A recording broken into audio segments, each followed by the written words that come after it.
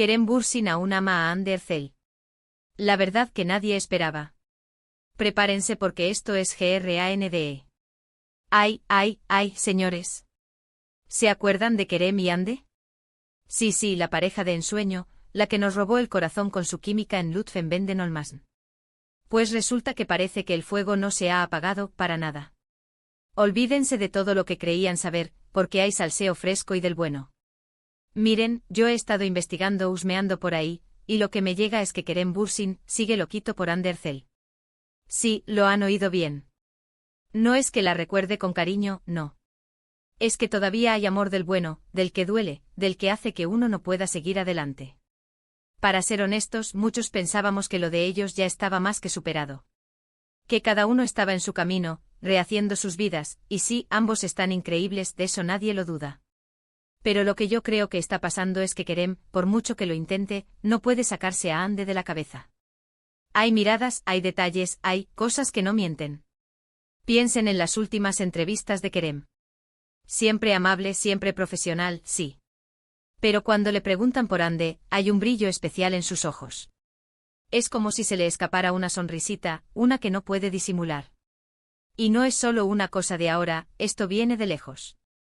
Parece que él la sigue de cerca, que se interesa por su carrera, por su vida. Y eso, amigos míos, no es de alguien que ha pasado página por completo.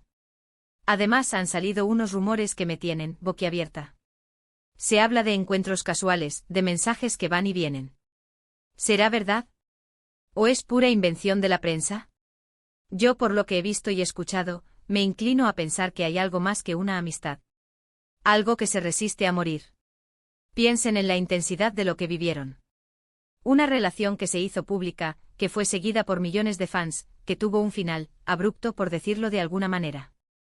Es normal que eso deje huella. Pero esto parece ir más allá de una simple huella. Es como si esa huella se estuviera haciendo más profunda con el tiempo. Muchos dicen que es solo la nostalgia, que el cariño perdura. Pero yo sospecho que es algo más. Creo que Kerem realmente se dio cuenta de lo que perdió, o quizás nunca dejó de valorarlo. Y ahora, viendo a Hande triunfar, brillando más que nunca, pues, es normal que le remuevan cosas por dentro. Yo me imagino la escena.